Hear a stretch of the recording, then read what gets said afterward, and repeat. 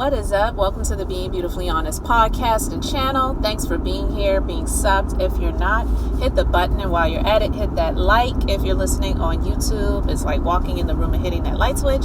Let's brighten up the place and get into the real of reality TV. So I did on yesterday, I talked a little bit about this Kenya and Brit situation and how Kenya is literally wallowing in the blame game. And it reminds me when I see her clapping back at Andy Cohen.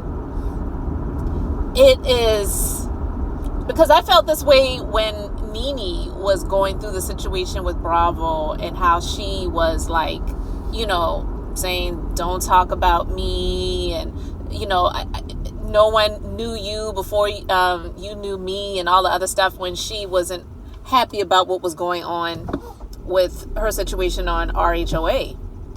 And so to see Kenya in this situation, I'm feeling the vibes of, Kenya did something that wasn't right. And like I said before, I'm not here cheering and championing Brit either, because I'm not a fan of hers either.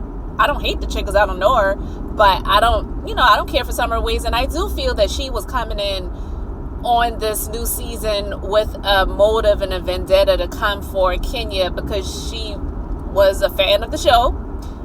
She was watching the show. Even people who don't admit that they watched the Real Housewives of Atlanta, they know about the Real Housewives of Atlanta, and they know about most of the people that have been on the show. So she can't say she's never seen the show before and she didn't know about any of the people. She didn't know about Kenya. Of course she knew about Kenya. So, because it's like, girl, you get upset with Kenya because she would not greet you in a way that you felt was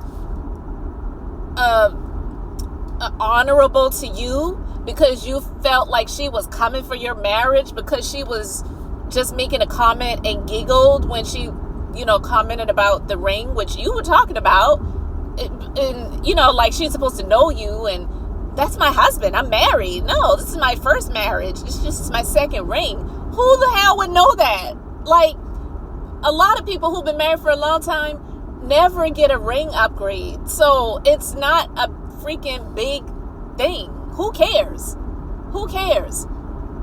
But this isn't even about Brit. What I really wanted to talk about is the fact that I feel that, even though what Kenya did was wrong, it was definitely wrong place, wrong time, and if she really felt threatened, and I get it, some people disagree with me on that, and that's fine. This is my personal opinion, but I'm just saying, if you really felt that Brit was that much of a threat to you, that she was threatening bodily harm and to use weapons because she mentioned it, then that would not be the way you would go to retaliate. Because if you're in fear of someone either pistol whipping you or brandishing a weapon and pointing it at you to possibly cock it and do whatever, that's not going to be your response, to go and dig up dirt on them and expose it to the public. Because if that person is that much of a physical threat, just from the petty conversation that was had at the table at that bank dinner, then you really think that she would just leave it at that when you expose her in public like that? No, she'd be coming for you outside your house. And I'm not laughing like it's funny, but I'm just saying, Kenya knows that it was not that much of a physical threat. And that, like I said, if it was like that, she would not have made a production. She would have went to production to make a complaint and say, I don't feel comfortable filming with this chick. And as a matter of fact, I really don't believe that she deserves to continue to be on the show. That would be the way that she would handle it. So her talking about, I've been that bitch, still that bitch. Like, how old are you? That's just, it's immature. And it wasn't the way to handle it, especially from somebody who said that they put almost $500,000 into that business, and that was going to be something that she was leaving as a legacy to her daughter. I'm sorry.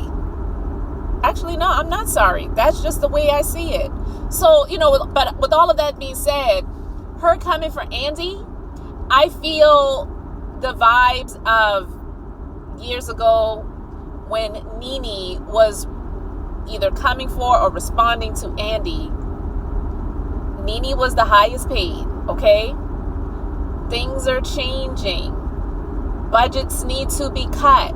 They're not getting as much money as they used to in terms of the views on this show. So with the amount of money that Kenya was making, and Kenya can say, I never got fired and I'm still getting paid.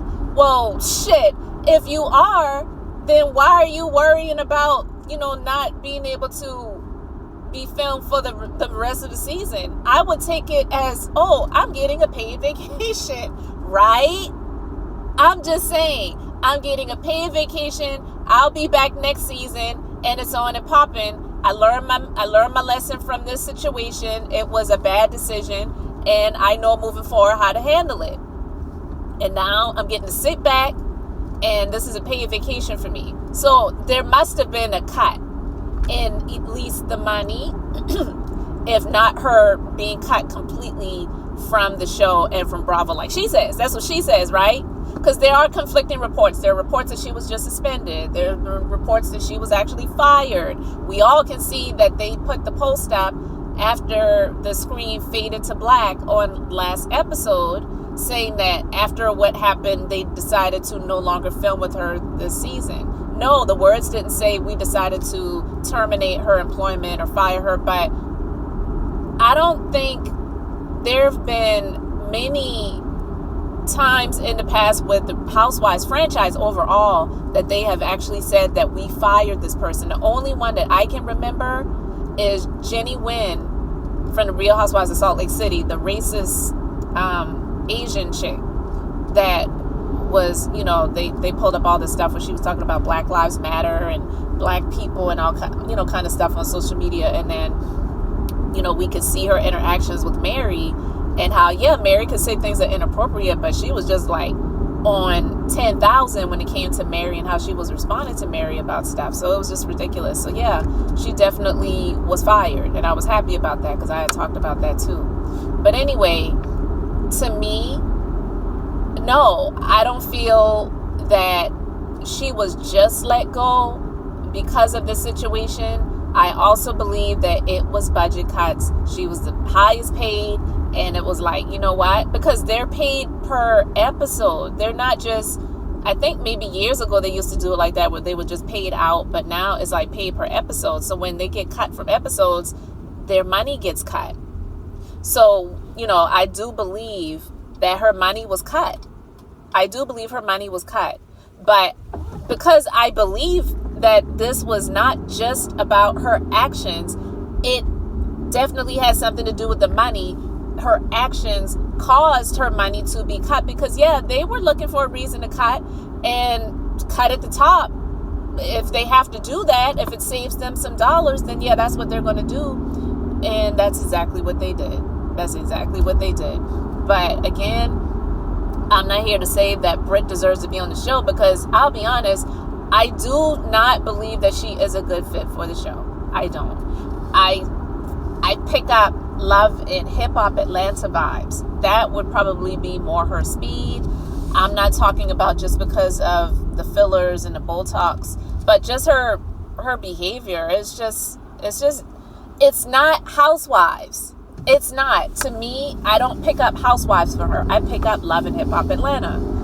But Kenya, it just was not a good look for her to say she threatened me and they let her continue to be on the show when she threatened me with a weapon. That's why you should have taken it to production. And I don't believe that production didn't know that was going to happen. They allowed it to happen. They didn't stop it.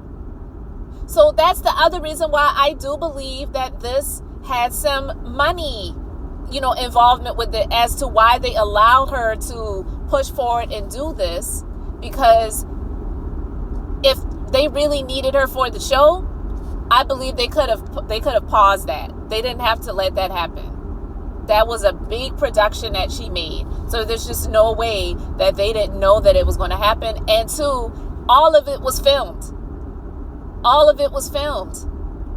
We heard about these things before it aired, but all of it was filmed.